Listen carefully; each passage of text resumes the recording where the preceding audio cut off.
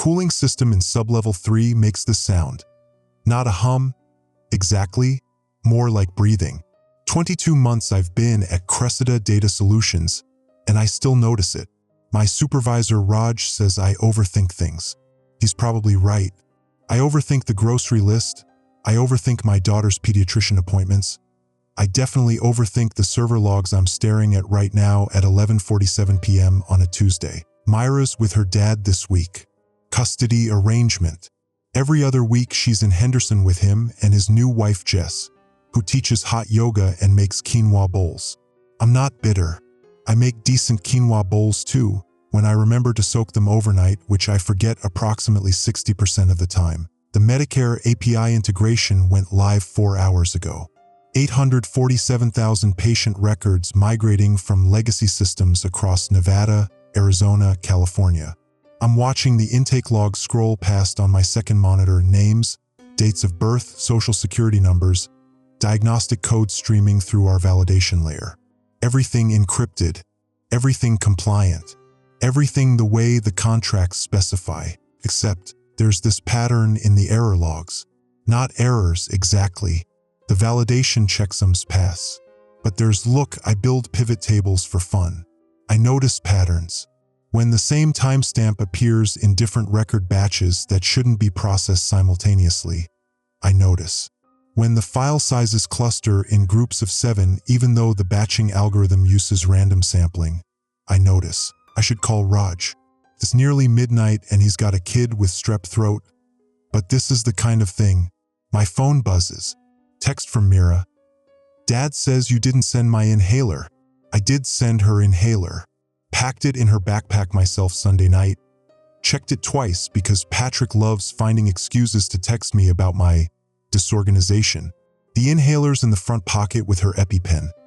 The blue backpack with the dinosaur pins she won't let me throw away even though she's 11 and thinks dinosaurs are for babies now. I text back, blue backpack front pocket with EpiPen.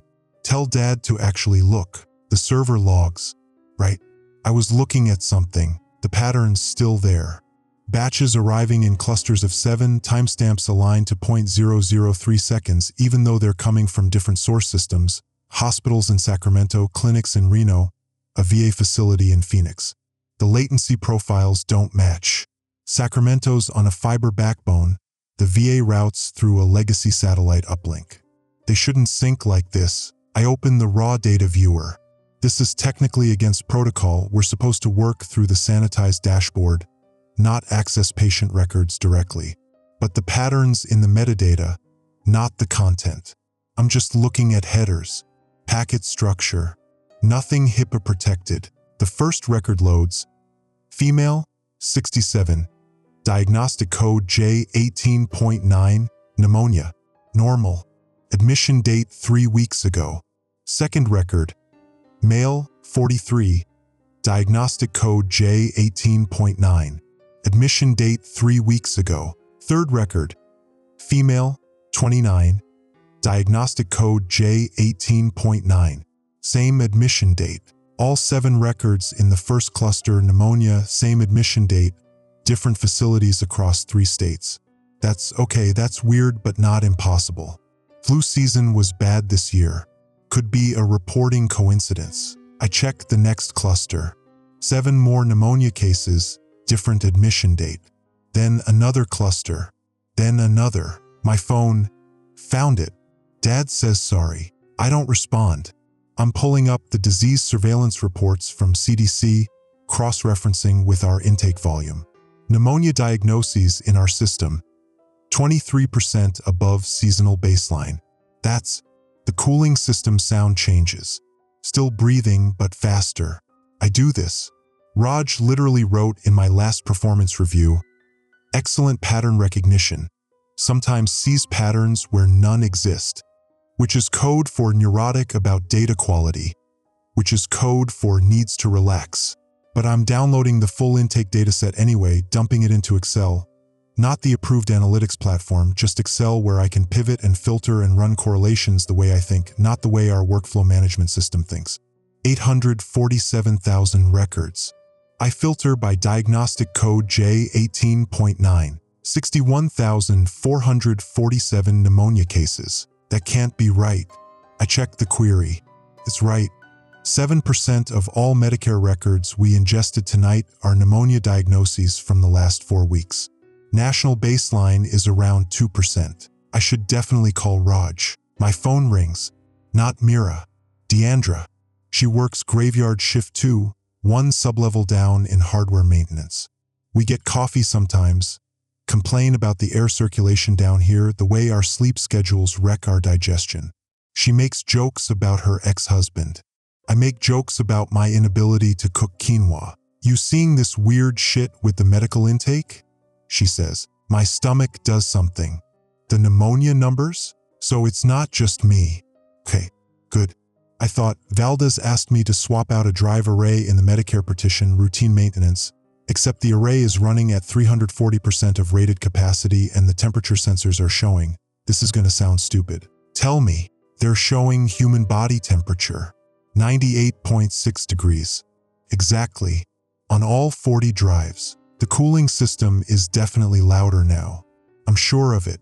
Or I'm stressed. I stress-eat sunflower seeds when I'm anxious, and I'm reaching for the bag on my desk, which means I'm anxious. Deandra, did you check the log timestamps? The intake batches? The clusters of 7? Yeah. I flagged it for Valdez, but he said it's probably a quirk in the source system batching algorithm. From 7 different source systems that don't share infrastructure? Silence on her end. Then, you should come down to sublevel 4. Server room C. I want to show you something. I'm not hardware certified. Neither is Valdez, technically. His cert expired in March. He just hasn't told anyone. I should not go to sublevel 4. I should call Raj, send him my findings, let him decide escalation procedure. I should text Mira back and ask about her day. Be a present parent even when she's at Patrick's. I should go home to my apartment and my freezer meals and my true crime podcasts and let the day shift analysts handle whatever this is. I'm already grabbing my access badge. Sublevel 4 is colder. The temperature differential is in the server room specs. We keep the hardware 5 degrees cooler than office spaces, but it feels more than 5 degrees. My breath doesn't fog, which means it's not actually that cold, which means I'm overthinking again. Deandra's waiting by server room C, holding her tablet. She's got dark circles under her eyes worse than usual. Her badge lanyard is twisted, something she does when she's nervous. I notice because I twist my own lanyard, and Raj once pointed out that we're anxiety twins. Valdez left 20 minutes ago, she says. Shift supervisor got called to building 2 for the HVAC issue. We're alone down here. That's not ominous at all. She doesn't laugh. Deandra always laughs at my nervous jokes. We bonded over nervous jokes during the last compliance audit. Server room C is 48 racks of Dell PowerEdge servers, each rack holding 12 drives, each drive storing redundant copies of medical records. This is what 3.2 petabytes looks like. Rows of black metal boxes with blinking green lights. The room hums. Everything hums down here. Rack 17, Deandra says. Watch the indicator lights. The lights on rack 17 are green.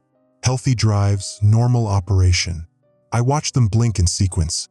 Drive 1, drive 2, drive 3, cycling through diagnostics. Then they stop blinking in sequence. All 12 drives flash simultaneously. Pause. Flash again. The pattern isn't random. That's not a diagnostic pattern, I say. No, it's not. Deandra pulls up her tablet. This is the SMART data from those drives. Self-monitoring, analysis, and reporting technology. Basically the drives telling us their health status. The SMART readout shows normal metrics, 4% bad sectors, well within tolerance. Temperature steady at 98.6. Power on hours, read error rates, all normal. Except there's an extra data field. Not a standard SMART attribute. The label says pattern_YNC, and the value is incrementing, climbing faster than the timestamp would explain. That attribute doesn't exist in the SMART specification, Deandra says. I checked. I pulled the manufacturer documentation, the IEEE standards, even the debug documentation we're not supposed to have. This attribute shouldn't be here. Firmware update? I know I'm reaching. No updates in 6 weeks.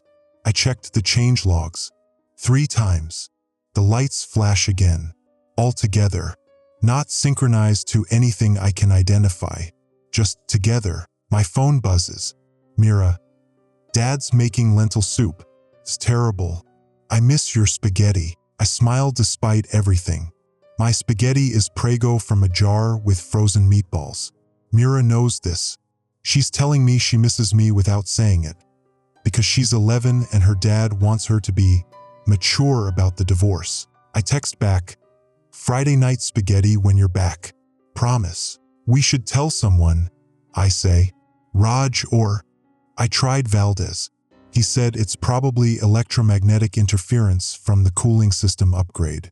Then he told me I've been watching too many Black Mirror episodes. Have you? I watch a perfectly normal amount of Black Mirror. She's twisting her lanyard again. But there's something else. The medical records in this rack. I pulled a sample. She shows me her tablet. 7 patient records, the first cluster from tonight's intake. Pneumonia diagnoses, different facilities. Each record has an attached imaging file. Chest x-rays. Standard procedure for pneumonia diagnosis. Deandra opens the first image. It's a chest x-ray. Lungs, ribcage, spine. Normal anatomical structures. But there's something in the left lung field. Not an infection. Not fluid. Pattern. Light and dark pixels arranged in. Is that binary? Ask. Yes. Deandra zooms in. The pattern resolves. Strings of 1s and 0s embedded in the X-ray image data. Not overlaid in post-processing.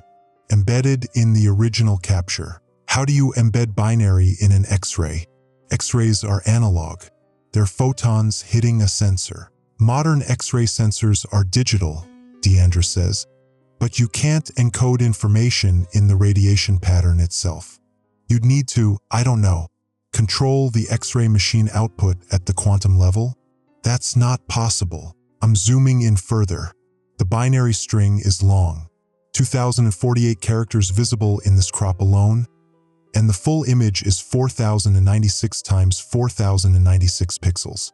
If the whole image contains binary data at this density, that's megabytes of data, I say, in a single X-ray, across 7 patients who came in 3 weeks ago. 61,000 patients, if your pneumonia count is right. The math hits me. 61,000 patients, each with imaging files, each file potentially containing embedded data. That's terabytes. Terabytes of information hiding in medical records that pass through our validation systems, our encryption, our compliance checks. The lights in rack 17 flash again. We need to decrypt this, I say.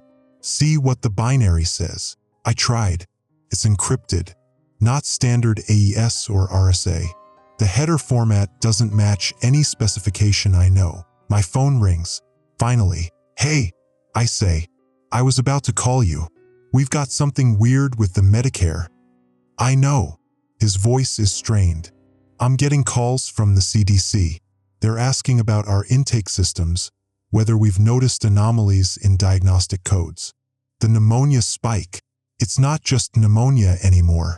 We've got cases coming in from the last 6 hours, different diagnostic codes, neurological symptoms, vision problems. 12 hospitals across 4 states, all patients who accessed their medical records through our patient portal in the last 48 hours. My mouth is dry. Accessed their records how? Online portal. Logged in, viewed their charts. Standard procedure. But everyone who viewed their records is reporting the same thing. Visual disturbances, migraine symptoms, some kind of... He stops. The CDC is calling it retinal overstimulation syndrome. They think it's a seizure-inducing pattern in the display rendering. Deandra is looking at me. She heard Raj's voice through the phone. Raj, I say. The records have embedded data. Binary code in the X-ray images. We don't know what it is. Don't open any more files. Don't... Static. Calling from building 2. The HVAC system is more static. Everyone home. Shut down the call drops. The lights in server room C flicker. Not just rack 17. All 48 racks, hundreds of drives, all flashing in unison. We should leave, Deandra says. She's right. We should leave. We should go to the parking lot, get in our cars, drive to our apartments and wait for someone else to figure this out. I have Mira coming back Friday. I have spaghetti to make. I have a normal life that doesn't involve binary encoded X-rays and synchronized server lights. But Raj said patients are getting sick. Viewing their medical records through our portal, through our systems, through servers I monitor. My servers. We need to shut it down, I say. The patient portal. Kill the connection before anyone else accesses their files. That requires building 2 authorization. Valdez has the access. Where's Valdez? Building 2, where Raj was calling from. Where the HVAC system is, whatever Raj was trying to tell me before the call dropped. The cooling system sound changes again. Still breathing. Faster still. Or I'm imagining it. We're going to building 2, I say. The tunnel between buildings smells like ozone. It's always smelled like ozone. Something about the electrical conduits, but tonight it's stronger. The overhead lights flicker as we walk. LED lights don't flicker. They're solid state. No filament to degrade. These are flickering. I should call someone, Deandra says. She's walking fast, almost jogging. My sister. Just to, I don't know, tell someone where we are. Good idea. She pulls out her phone. Stops walking. No signal. I check mine. No signal. We're underground, but there are cellular repeaters in the tunnels. Required by safety codes. Fire marshal inspected them last month. No signal. We keep walking. The tunnel is 400 feet between buildings. I've walked it 1,000 times. Tonight it feels longer. The CDC knows, I say. I'm talking to fill the silence. Raj said they called. So it's not just us noticing. There's a response protocol. The government they have people for this. Disease control, cybersecurity, I don't know, FEMA maybe. Someone whose job is handling whatever this is. What is this? I don't know. But you have a theory. I do. I hate my theory. My theory is that we're storing something that isn't just medical data. That the pneumonia cases aren't random. That something, some organism, some process, some code is using our servers to replicate, to spread, to do whatever it's doing to patients who view their records. That's impossible. Data doesn't infect people. Binary code can't cause neurological symptoms. The laws of biology don't work that way. But I saw the synchronized lights. I saw the binary in the X-rays. I heard Raj say 12 hospitals for states, everyone who viewed their records. Pattern recognition, I say. Visual cortex processing. If you embed a specific pattern in image data, a pattern that triggers neurological response when processed by the human visual system, you're describing seizure-inducing images. Hackers tried that in the early 2000s, sent flashing GIFs to epileptic patients. FBI called it assault. This is more sophisticated than flashing GIFs. This is embedded in medical imaging, in data that people trust, that doctors prescribe. Check your records, see your X-ray, understand your diagnosis. How many patients do that every day? Hundreds of thousands. Across our system alone. Millions if this is in other data centers. Deandra stops walking. You think this is intentional? Someone designed this? I don't know. But that's your theory. My theory is impossible. So I don't have a theory. We reach the building 2 entrance. The security panel is dark. The badge reader is offline. The door is propped open with a fire extinguisher. We go in. The atrium is too quiet. Building 2 has 3 shifts, 70 people on site at any given time. Right now, there's no one. The security desk is empty. The break room lights are on, but there's no one inside. Coffee mugs on tables. Half-eaten sandwiches. A laptop still playing a Netflix show, the screen flickering. Valdez. Deandra calls. No answer. Nothing. My heart is doing something uncomfortable. That thing where it beats too fast and you become aware you have a heart, that you've always had a heart, that it could stop anytime and you just stop. Maybe they evacuated, Deandra says. The HVAC thing.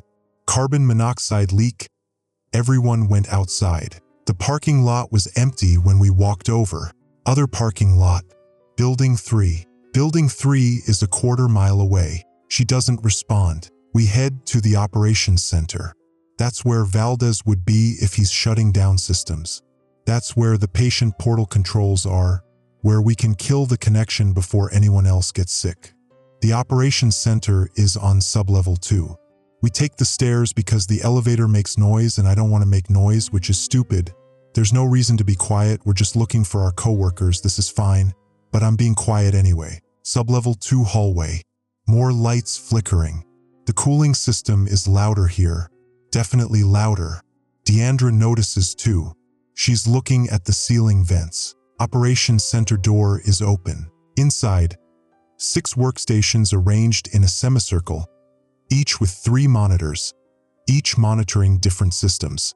HVAC, power distribution, network operations, the patient portal interface that serves 4.2 million active users. Valdez is at his workstation. He's staring at the center monitor.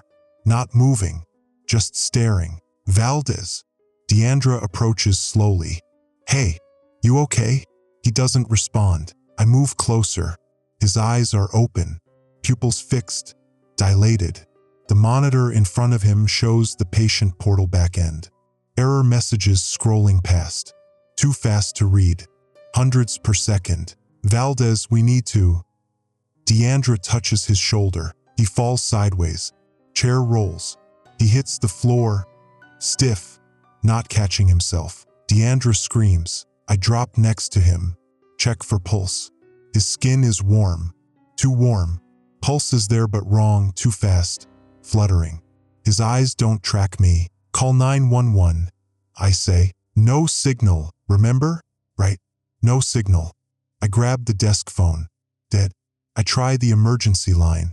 Nothing. The monitor Valdez was watching flickers. The error messages stop scrolling. The screen goes black. Then text appears. Pattern _SYNC. 847,000 nodes active. The number increments. 847,001. 847,002. What's a node? Deandra asks. In network architecture? Connection point. A device. I stop. A person. Nodes could mean people. People synced to what? I don't answer. I'm looking at the other monitors. One shows the server room camera feeds. Sublevel 3, sublevel 4, all the rooms we just left. The lights in every server rack are flashing in unison. Perfectly synchronized. Another monitor shows the patient portal login page. The access counter at the bottom, usually 20,000 to 30,000 concurrent users at this time of night, shows 847,003. Climbing, people are logging in. Right now, accessing their medical records, viewing their x-rays, their diagnostic images, whatever data is embedded in those files. We have to shut it down, I say. The portal. Kill the whole system. How? Valdez's workstation has the access. Administrative controls. I slide into his chair.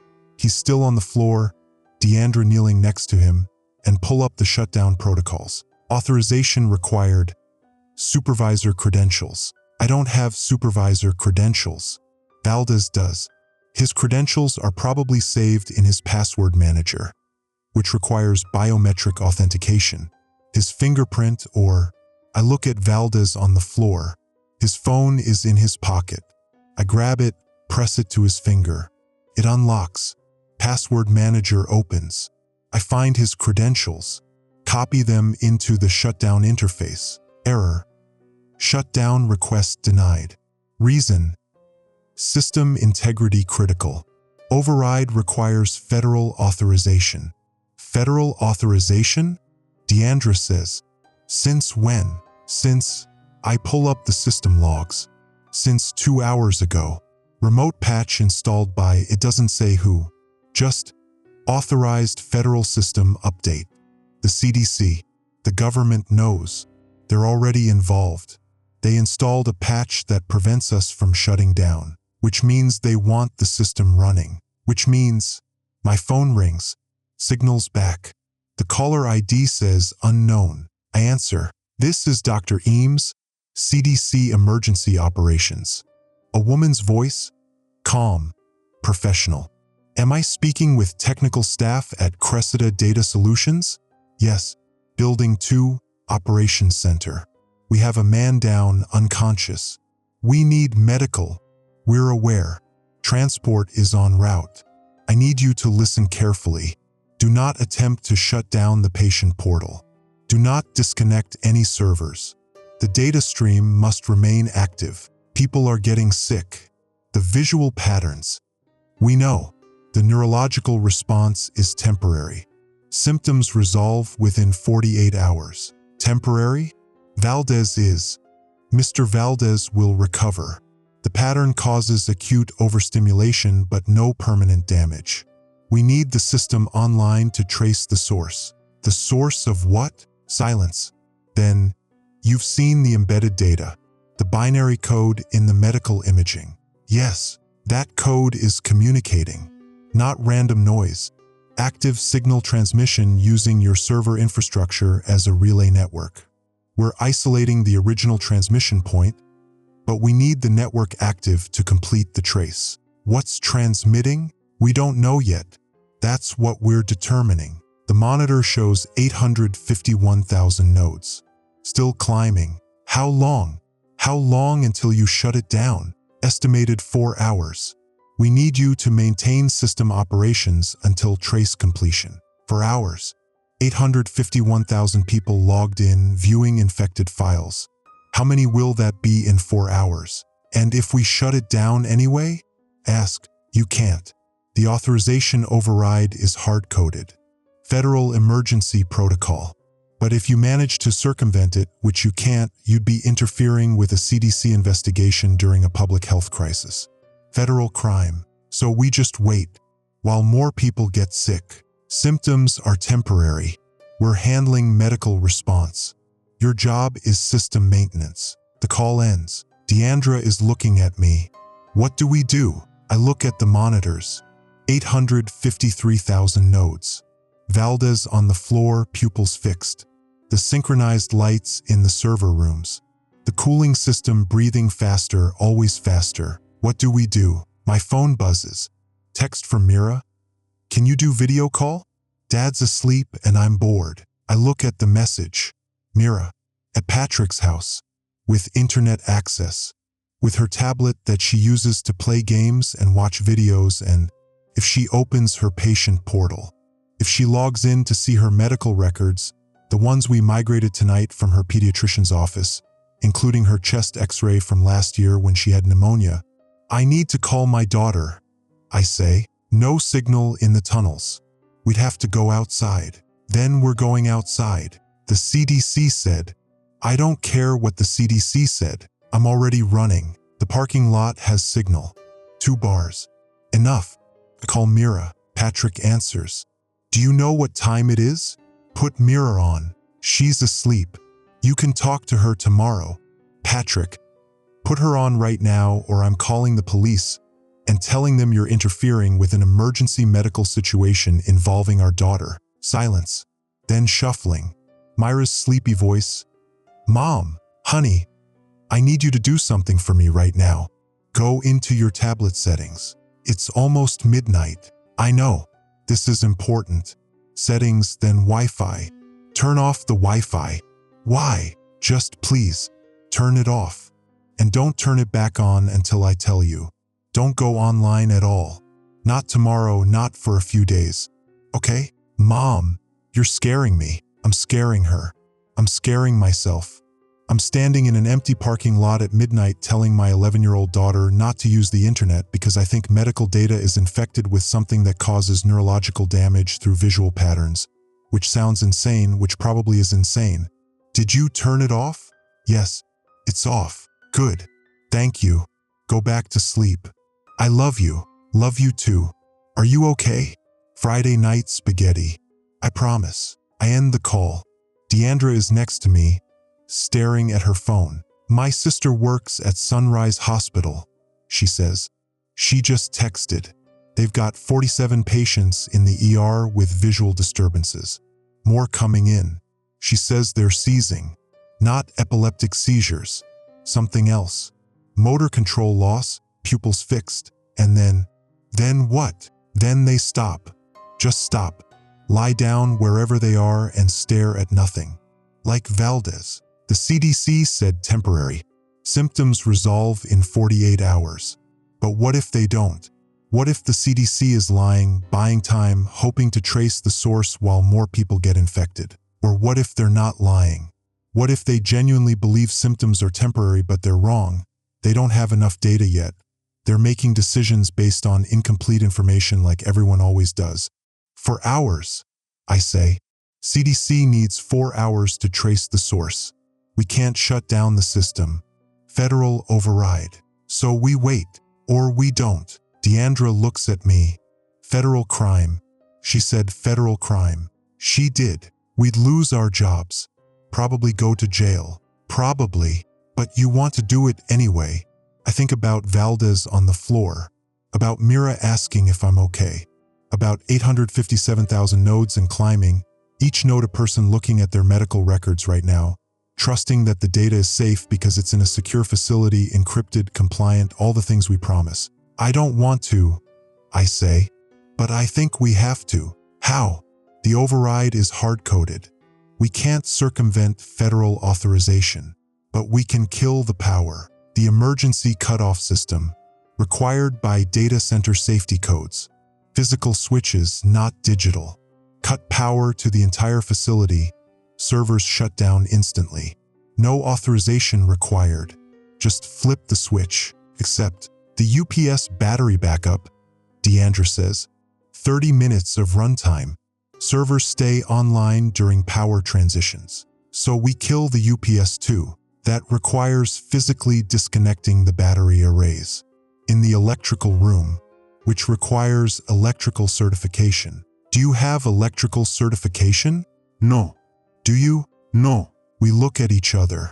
But Valdez does, Deandra says. His credentials are in his phone. His digital certification card. I still have Valdez's phone in my pocket. I pull it up.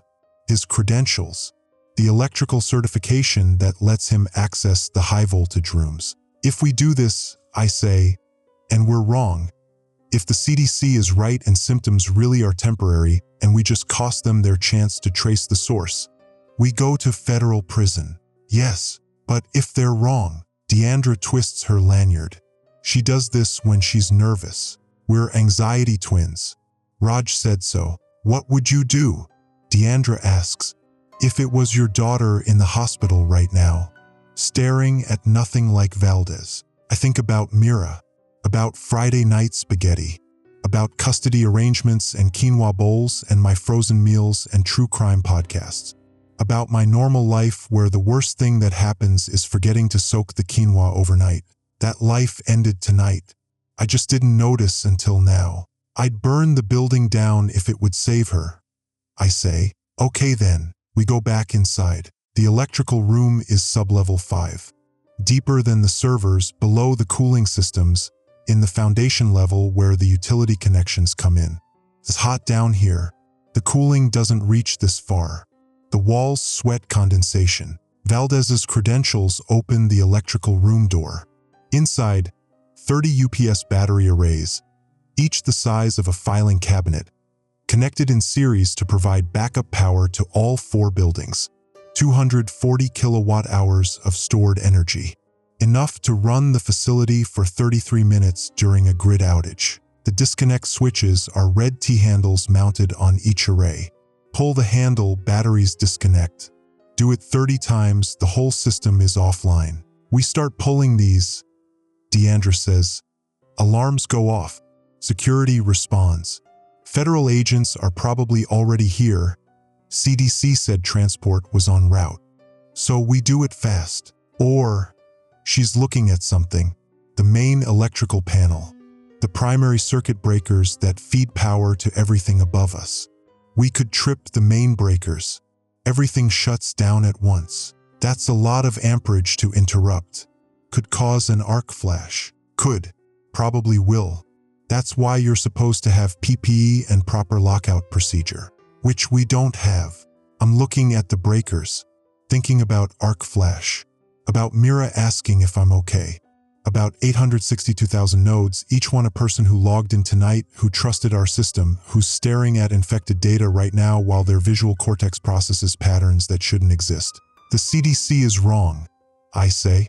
I don't know how I know, but I know. Pattern recognition, Deandra says. You're good at patterns. I overthink. Maybe, but you're usually right. I grab the main breaker handle. 3-phase 480-volt service, 2000 amp capacity. The handle is warm. Everything down here is warm. When I pull this, I say, we're committed. No going back. I know. Federal prison. I know. But maybe we save. I don't finish. I don't know how many people we're saving. Thousands? Hundreds of thousands? Or zero because the CDC is right and symptoms really are temporary and we're just paranoid data analysts who watch too much Black Mirror. I pull the handle. The room goes dark. Emergency lights kick on immediately. Battery powered, not connected to the UPS system. Red light fills the electrical room. The breaker makes a sound like a gunshot, like something breaking, and I smell ozone. Just dark. Above us, through the floor, through the walls, I hear it. Servers shutting down. Thousands of drives spinning down simultaneously. The cooling system stops breathing. Everything stops. Deandra's phone still works. Cellular signal. She pulls up the Sunrise Hospital status page her sister texted her. They're still coming in, she says. Patients. ER admissions with visual disturbances. 49 now. 52. It's not stopping because we shut down one data center, one facility. How many others are there? How many other Medicare integration projects went live tonight, this week, this month? My phone rings. Dr. Eames again. You just terminated emergency operations at a federal investigation site, she says. No calm professionalism now, just anger. We have your location. Federal agents are 3 minutes out. You're under arrest. How many data centers? Ask, what? How many facilities are running infected Medicare data right now? You shut us down, you contain our node network. But there are others. How many? Silence. You don't know, I say. You don't even know how big this is. We're coordinating with. You're stalling. You told us 4 hours to trace the source because you don't have a better plan. You're watching infection rates climb and hoping you figure something out before it gets worse. But you don't know where the source is. You don't know what's transmitting. You don't know anything. We know more than you do. Then tell me, what's in the binary code? What's spreading? Silence again. Longer this time. Then, we're calling it a prion. Digital prion. Information that self-replicates through processing. It embeds itself in medical imaging, uses pattern recognition in the human visual cortex as a transmission vector. Every person who views an infected image we think they become a processing node. Their neurological activity reinforces the pattern, broadcasts it somehow. We're detecting electromagnetic signatures we can't explain. The more people view it, the stronger it gets. Prion. Misfolded proteins that corrupt other proteins through contact. Mad cow disease. Fatal familial insomnia. Conditions with no cure, no treatment, just inevitable deterioration. But those are biological prion. This is data. How do you kill information? Ask. You don't. You contain it. Isolate the infected systems. Prevent new exposures. Wait for the existing nodes to what? The neurological symptoms appear to stabilize after 48 hours. Patients enter a persistent vegetative state. Minimal brain activity, but they're alive. Life support viable. We're learning. Vegetative state. Not temporary symptoms. Not 48-hour recovery. Valdez on the floor, pupils fixed, staring at nothing. You lied to us, I say. We needed system access for the trace. I told you what was necessary for mission completion. People are dying. People are entering neurological hibernation. There's a difference. Not to their families. The call ends. Deandra is staring at her phone, tears on her face. My sister, she sent me a video from the ER. She shows me, hospital room, multiple patients on gurneys, all of them staring, not at anything, just staring. Some with their eyes open so wide it looks painful, some drooling, none moving. In the background, a monitor, patient vitals, heart rate present, blood pressure present, brain activity. The EEG trace shows patterns, not random noise, organized waveforms, repeating in sequences. They're still processing it, I say. The pattern, even after the visual stimulus is gone. It's running in their brains, using their neurons like servers, Deandra says, like our servers, processing and transmitting. 862,000 nodes. But nodes aren't servers anymore. Nodes are people. People whose brains are running infected code, whose visual cortex is corrupted, whose consciousness is where? Where does consciousness go when your brain is processing patterns that aren't yours? We have to go, Deandra says. Federal agents. 3 minutes, she said. Where do we go? I don't know. Anywhere but here. We run. Up the stairs, through sublevel 4, sublevel 3. The server rooms are dark. Emergency lighting only. The racks that were flashing in unison are now just dead metal boxes. How many people were connected when we cut power? How many were mid-transmission, visual cortex processing infected data, and then nothing? Did cutting the power save them? Or did we trap the pattern half-loaded in their brains? Incomplete code running endless error loops? I don't know. I made a choice with incomplete information like everyone always does, and now I'll never know if it was right. We reached the parking lot. My car. Deandra's car. We could drive away. Leave Nevada. Leave the Southwest. Find somewhere the infected data hasn't spread yet. Except I saw the hospital video. I heard Dr. Eames say persistent vegetative state. I know what persistent means.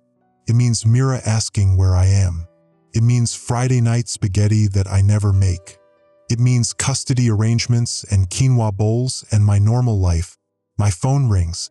Not Dr. Eames. Mira. Mom.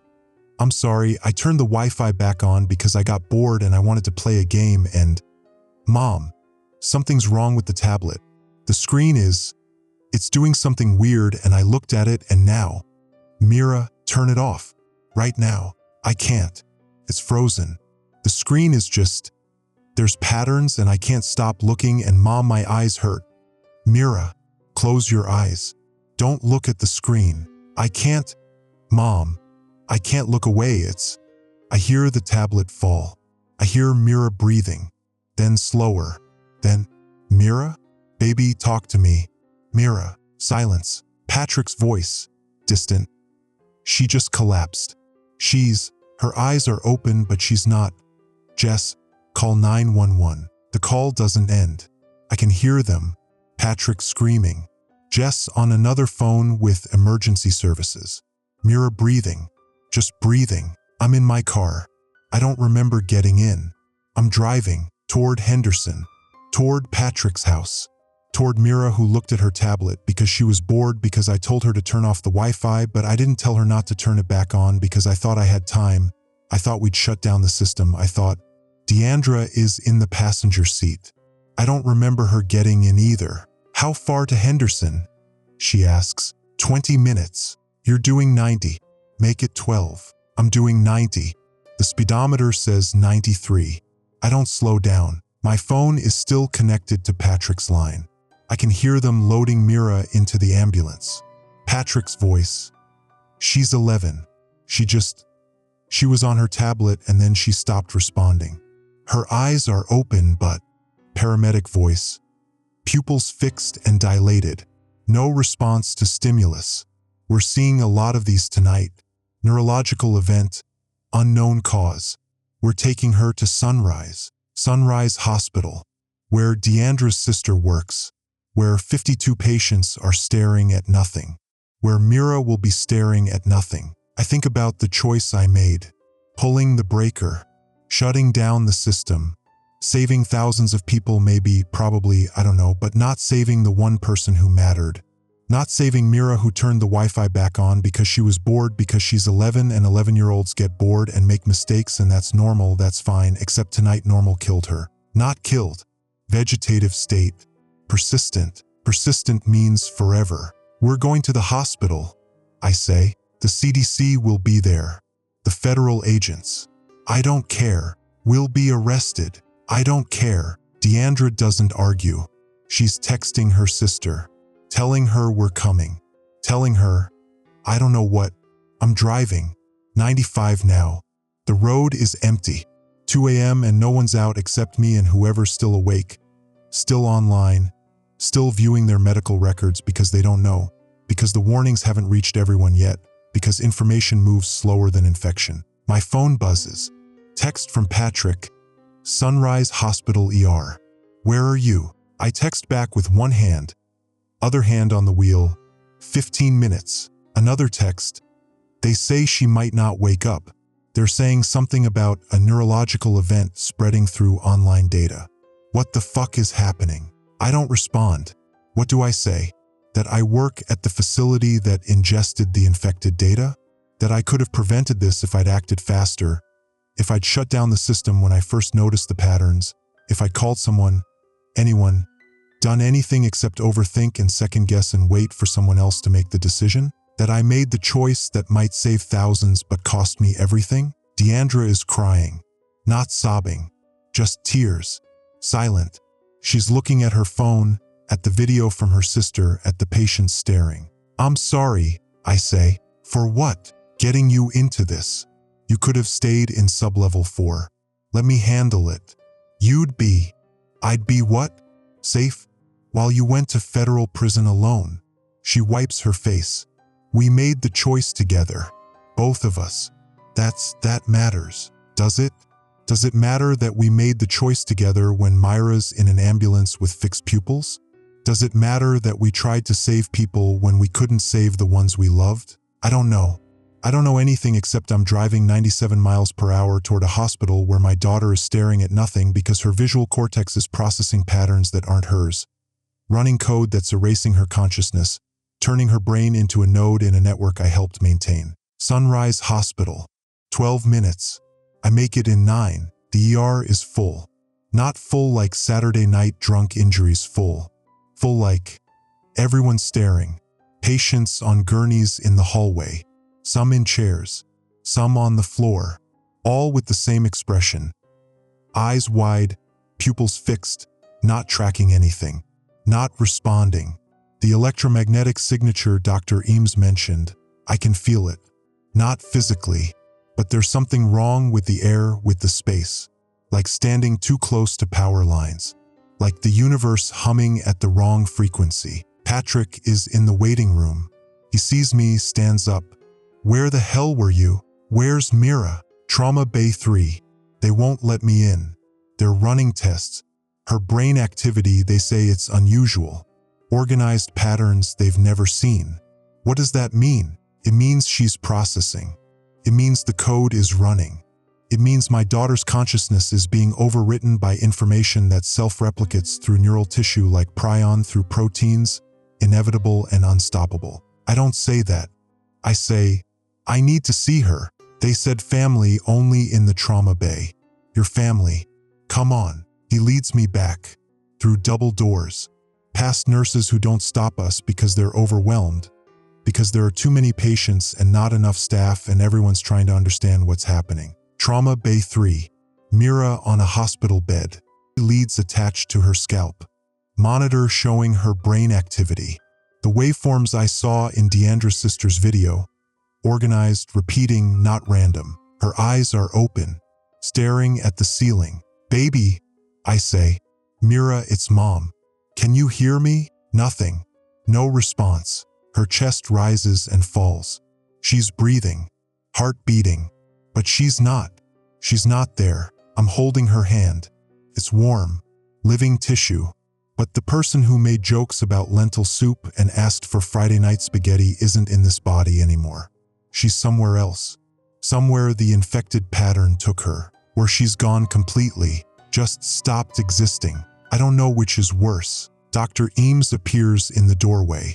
2 federal agents behind her. "You need to come with us," she says. "I'm not leaving my daughter. Your daughter is stable. She'll receive the same care whether you're here or in federal custody. You shut down a CDC investigation site. You're under arrest. Patrick is looking at me. What did you do?" I tried to stop it. The infection. The data spreading through the patient portal.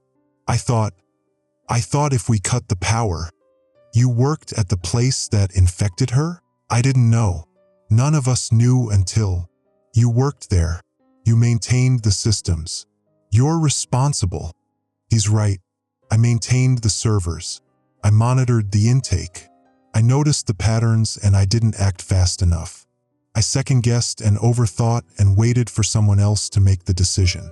I made the choice to shut down the system and it didn't matter because Mira had already processed the infected data, already became a node in a network that's still running even though we cut the power because it's not running on servers anymore. It's running on 862,000 human brains, processing and transmitting using neural tissue, using consciousness itself as hardware. "I'm sorry," I say. Patrick doesn't respond. He's looking at Mira, at his daughter who's breathing but not there. The federal agents move forward. One of them has handcuffs. Deandra is in the hallway, also in handcuffs. Her sister is with her, still in scrubs, holding her hand. We're escorted out, through the ER, past the staring patients, past the nurses and doctors trying to understand neurological symptoms that don't match any known pathology. Outside, 3 black SUVs, federal vehicles. We're separated, me in one, Deandra in another. The door closes. We drive. I don't know where we're going. Federal facility somewhere. Processing center. Eventually prison. I don't care. I'm thinking about Mira staring at the ceiling. About the EEG trace showing organized patterns. About Dr. Eames saying persistent vegetative state, minimal brain activity, life support viable. Life support for how long? Weeks? Years? Forever? Persistent means forever. My phone buzzes one more time before they take it. Text from an unknown number. 1,247,000 nodes active. Over 1 million now. Still climbing. The infection spreading through every data center that ingested Medicare data, through every patient portal, through every medical imaging file that contains embedded binary code. How many people are staring at nothing right now? How many families are in waiting rooms watching their loved ones breathe but not wake up? I shut down one facility, one network. It didn't matter. The pattern is bigger than any single system. It's distributed, redundant, designed to survive exactly the kind of containment we attempted. Designed. Someone made this. Dr. Eames said they're tracing the source, but they don't know what's transmitting. They don't know because the source isn't a person or a machine or a location. It's the pattern itself. Self-replicating information using human consciousness as hardware. The source is everywhere because every infected brain is transmitting to every other brain through mechanisms we don't understand. Electromagnetic signatures. Neural tissue broadcasting like radio towers.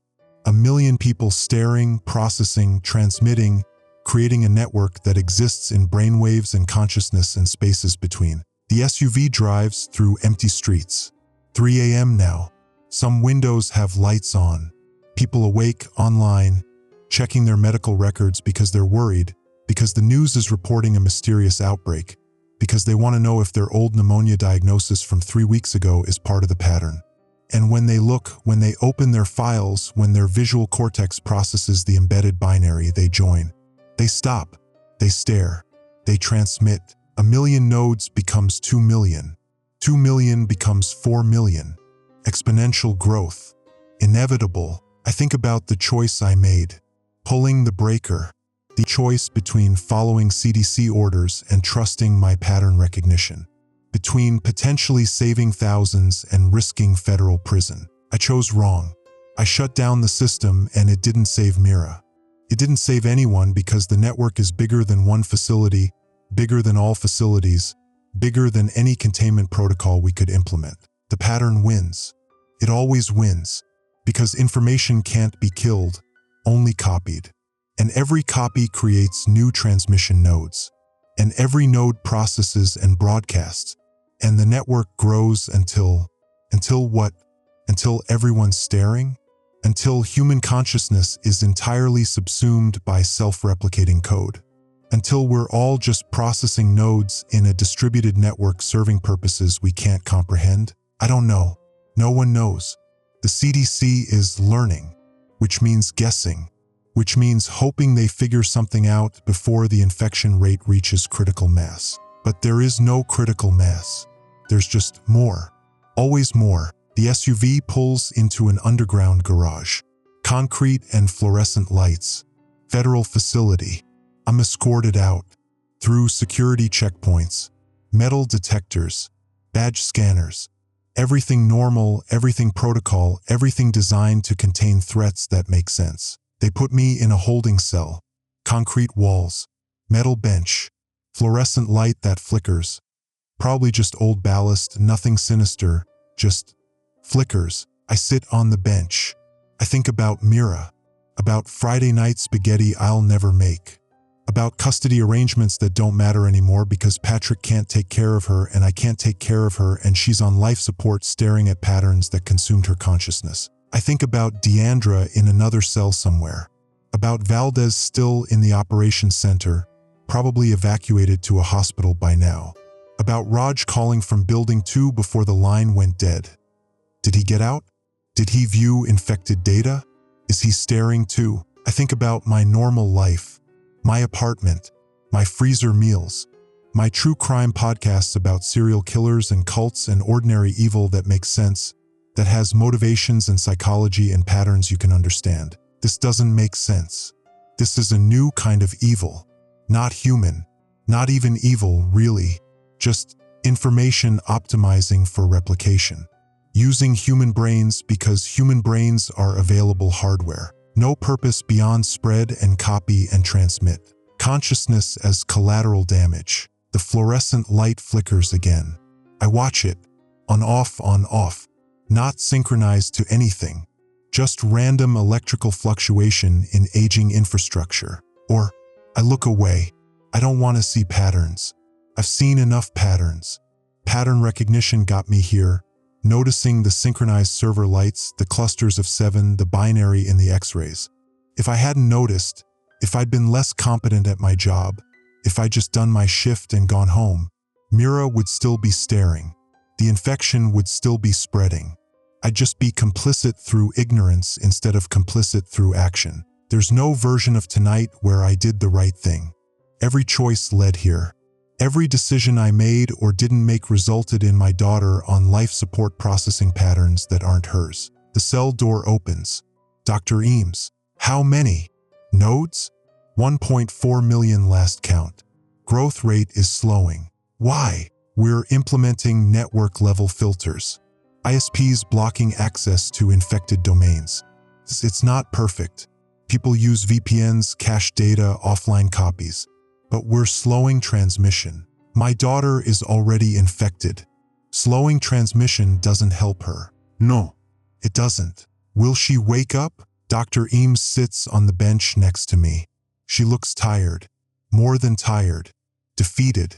We don't know, she says. The neural patterns are stable, but we don't understand them. Some patients show signs of, we're calling it substrate persistence. Consciousness that exists in the pattern itself, distributed across the network. When we isolate an infected patient, their EEG sometimes shows responses correlated with other patients' stimuli. Like they're sharing consciousness. We think so. Maybe. It's speculative. But if the pattern is using human brains as distributed processing, if consciousness can exist as information in the network rather than in individual brains, then your daughter might still be there. just somewhere else, in a network of a million staring people, processing together, thinking together, being together in ways human consciousness wasn't designed for. Is that death? Is that transcendence? Is it just different? I don't know. I'll never know, because I'm not infected. I didn't look at the patterns. I shut down the system before I could become a node. I saved myself. I lost Mira. That's what I did. When's my arraignment? There won't be one. What? You and Deandra Singh shut down a critical investigation site during a federal emergency. But you also prevented approximately 100,000 additional infections in the immediate Nevada region before we could implement broader network controls. The Attorney General is conflicted. So am I. So what happens? You go home. We're calling it administrative detention, time served. You're released with monitoring requirements, ankle bracelet, travel restrictions. But you're not being charged. Just like that. No. Not just like that. You're going home because we need people who understand the infected systems. People who noticed the patterns early. People who made decisions under pressure. We're losing this. The infection is in 47 countries now. Every medical data system that integrated with US Medicare networks. The WHO is calling it an existential threat to human consciousness. And you want me to help? Yes. I think about Mira staring, about a million people staring, about consciousness distributed across networks, existing in patterns, being something that isn't human anymore. I think about the choice, going home to my apartment, my freezer meals, my normal life that's gone forever, or staying here working with the CDC trying to understand patterns that consumed my daughter. Both choices destroy something vital. There's no good option. There's just what hurts less. And I don't know. I genuinely don't know. I'll help, I say. But I want to see Mira. Every day. Even if she's staring. Even if she's not there. I want to see her. Arranged. And Deandra. She stays with me. We work together or I don't work at all. Agreed. Dr. Eames stands. Welcome to the Pattern Response Task Force. Your first briefing is tomorrow at 0900. Get some sleep. Sleep, right? Like I'll sleep. Like I'll ever sleep normally again, knowing Myra's consciousness is somewhere in a network of staring people, processing information I can't see, being something I can't understand. But I'll try. I'll go home. I'll sit in my apartment with my freezer meals and my true crime podcasts. I'll visit Mira in the hospital and hold her warm hand and talk to her even though she can't respond. I'll work with the CDC analyzing patterns I'm terrified to look at directly. I'll wear an ankle bracelet and follow travel restrictions and live under federal monitoring. I'll exist in the world that remains. The world where a million people are staring. Where consciousness lives in networks. Where my daughter is somewhere I can't reach. I'll do all of that. I'll keep going because there's no alternative. Because Mira might still be there, somewhere in the patterns, and maybe we'll find a way to bring her back. Or maybe we won't. Maybe persistent really means forever. But I'll keep going anyway. Not because I'm strong. Not because I have hope. But because I made choices tonight that cost me everything. And the only thing worse than living with those choices would be stopping now. Giving up. Letting the pattern win completely. So I won't. I'll keep going. I'll analyze data and visit hospitals and exist in a world that's irrevocably broken. I'll do it for the rest of my life. However long that is. However long persistent means.